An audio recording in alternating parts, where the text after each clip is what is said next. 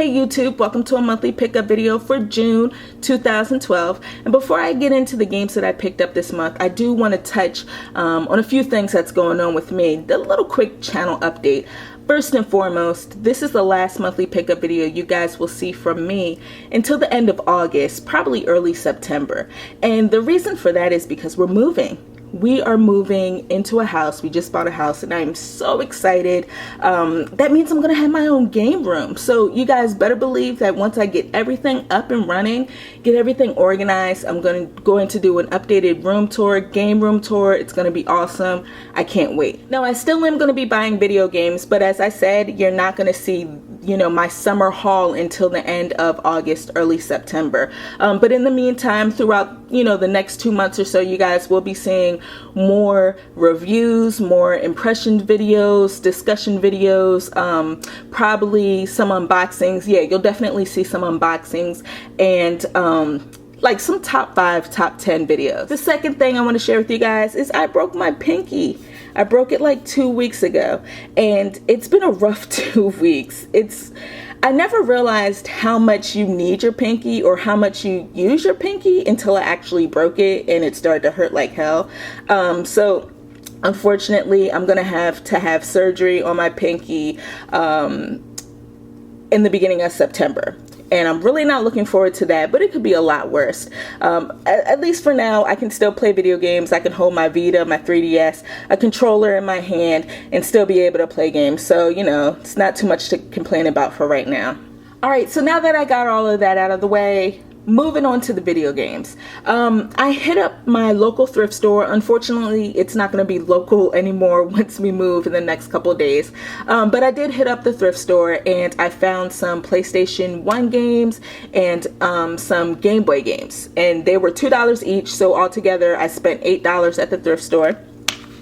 The first one is Tetris Plus. This is the greatest hits version for the PlayStation. And the funny thing is that I did not know that Tetris was on the PlayStation back in the day, because if I would have known that, I would have picked it up. I'm not quite sure why this is called Tetris Plus. It's probably because it has some different Tetris modes in there, but as long as it has the classic Tetris mode, and I'm pretty sure it does, it's golden in my eyes. I love Tetris. Another $2 game I got at the thrift store is Twisted Metal 4 for the PlayStation. I never played Twisted Metal 4. I've only played Twisted Metal 1 and 2 and just a little bit of both of those games. I'm not quite sure if Twisted Metal 4 is good or not, but for the most part, I like the series. I like what I've played of the series so far. And yeah, I definitely want to see what this one is all about. And $2, I couldn't really pass that up. The last 2 thrift store games that I got, both $2. First one is Cork. I think I'm saying that right. I'm not quite sure. I really don't know what this game is about. I haven't had a chance to play this because I already packed my Game Boy Advance SP away. So, I didn't want to open that box back up to try these games out. But yeah, it's probably like a puzzle or something like that. But the reason I picked it up is because of the cool little cartridge art. I think it looks really good. And we have here Pocket Bomberman. This is for the Game Boy Color, I want to say, if I'm not mistaken. Or it's probably the Game Boy. It's for the Game Boy, but you can play it enhanced on the Game Boy Color or something like that. I forget what these black carts are all about. Yeah, Pocket Bomberman. I'm guessing it's probably like all of the other Bomberman games out there. So, it's probably worth a playthrough. In May's monthly pickup video, I mentioned to you guys that I won an eBay lot of Game Boy games. And the main reason I went after this lot is because of these 2 games right here. We have here Mickey Mouse Magic Wands and Mickey's Dangerous Chase. Now, the reason I wanted these 2 games is because I plan on doing a feature video for Mickey Mouse games. So I'm trying to collect as many as I can. And it's really not that hard to do, but these games bring back a lot of memories. I mean, the Mickey Mouse games, I'm sure many of you guys out there played the hell out of them as well when they came out in the 90s. I also picked up Bugs Bunny Crazy Castle 2. If any of you guys have ever played any of the Bugs Bunny games for like the NES or the Game Boy, you totally know what this is all about. It's Crazy Castle. It's the sequel. Same fun gameplay. Those games are really fun to play. The Page Master. I had no clue that there was a Page Master video game. So this was a nice little treat. For those of you that don't know, The Page Master is a movie that came out in the early 90s. It stars Macaulay Culkin, and I thought it was really good. I really enjoyed that movie back in the day. I saw it like 1,000 times. This game is good. It's a platformer. The controls work really well. The music is pretty cool as well. But unfortunately, this cover art doesn't have Macaulay Culkin in it. That's not Macaulay Culkin, unfortunately. I used to love Macaulay Culkin when I was a kid. Also, I picked up David Crane's The Rescue of Princess Blobette, which is the sequel to the Nintendo title, A Boy and His Blob. And it's pretty good. It's another action puzzle platformer. Not too much action going on, but it's a fun game. And definitely, if you guys have ever played A Boy and His Blob and you like it, you definitely should try to hunt this one down. This is an essential game for any collection. It's Marble Madness. You can't go wrong with this game. I spent hours playing Marble Madness when I was a kid, and just having this in my collection again brings back lots of memories. And then we have here Muru's Mission. I haven't had a chance to play this, but you know, I was pleased with this cover art. I mean, this is so generic. It's hilarious. The cover art is just so funny. I think this is also on the 3DS eShop. I'm not quite sure, but I think it is on the 3DS eShop. I also picked up Dual Hearts for the PlayStation 2. Now, I mentioned to you guys before that GameStop is getting rid of all of their PlayStation 2 titles. So I picked this up. It was $2. The case is in pretty good condition. Not quite sure what this is all about. This looks like a Brokeback Link, if you ask me. It looks a little generic, but you know what? You can't judge a game by its cover. So I think this is an RPG, an action RPG. So once I get a PlayStation 2, because I have no way to play PlayStation or PlayStation 2 games anymore, I need to pick up a PlayStation 2. I'm definitely going to try this out. Moving on to the more recent games, I picked up Mod Nation Racers Road Trip for the PlayStation Vita. I got this at Best Buy. They were having a deal of the day, and I picked this up. It was $11 and some change, basically $12 for a new Vita game, and you can't really go wrong with that. I enjoy the Mod Nation Racing games. I have it for the PlayStation 3. I have it for the PSP. Now I have it for the Vita. The only downfall is that there's no online. And I'm kind of upset with myself that I didn't pick up 2 copies of this so I could have one and my son can have one and we can play some type of multiplayer. But I think the best part about Mod Nation Racers or any kart racer in general is the fact that, you know, you can play online with people. I mean, I really enjoy that. Unfortunately, this game doesn't have online play. I also picked up Gravity Rush for the PlayStation Vita. For those of you that don't know, I now write for digitalnoob.com, and they are an EGM partner site. And I was asked to review this game. So this is a review copy. They sent me this copy and I reviewed it. So I'll leave the link in the description. You guys can check out my written review for Gravity Rush. But overall, I think it's a good game. It looks beautiful. The presentation is amazing. I love everything about it except for the gameplay. I think it kind of bogs down the game. And it's unfortunate, because it's such a beautiful looking game and has such great presentation and an awesome concept with the whole gravity shifting. I think that's awesome. But when it comes to actually fighting enemies, it's not that great. For the Xbox 360, I picked up Lego Batman 2 DC Superheroes.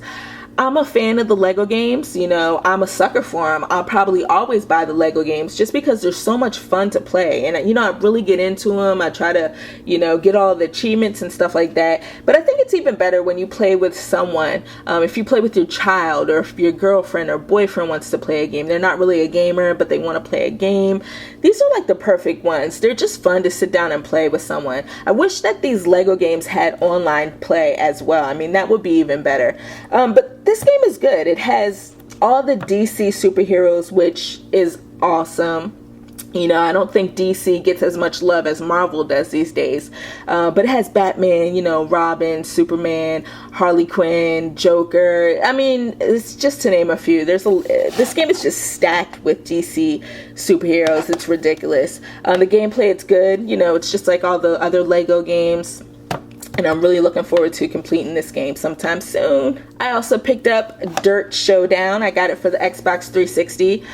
You guys already know, I love me some racing games. So I love the Dirt series. I mean, it's a simulation racing game, a rally racing game, but it's a lot of fun, and it can be as technical as you want it to be. Dirt Showdown is a lot different. It's like a sidestep in the series because it's not technical at all. You know, it doesn't have any of the simulation that the other games have. It's more arcadey, and it's good fun. You know, you're basically trying to take out your opponents by ramming them, you know, T-boning them, whatever it is that you can possibly do to your opponents to win races and stuff like that. You have head-to-head challenges. You have some challenges where you have to do tricks and stuff like that.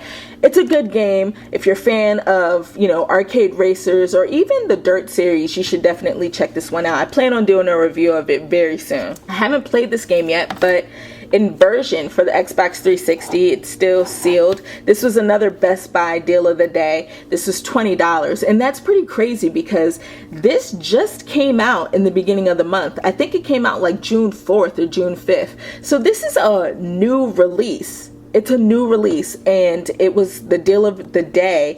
I want to say last week for $20, and it's interesting. It looks like it's interesting. Again, I haven't played it, but it looks like it's interesting. I like the cover art. It looks pretty cool. Basically, from what I've heard, it's similar to Gears of War, but it's more generic, and it throws in gravity mechanics. And you know what? For $20, I like Gears of War. You know, it doesn't have to be, you know, all big budget and everything like that, but it was $20, you know, and if it's similar to Gears of War and it has a cool gravity mechanic thrown in there, you know, I don't mind playing it. I just picked up Spec Ops: The Line. I got the premium edition for the Xbox 360. You know what? I'm not really into military shooters like that. I mean, I play the Call of Duty games. I enjoyed the single player aspect of those games, but I was really surprised when I just downloaded Spec Ops: The Line on a whim. You know, I really wasn't looking forward to too much, and I was just blown away.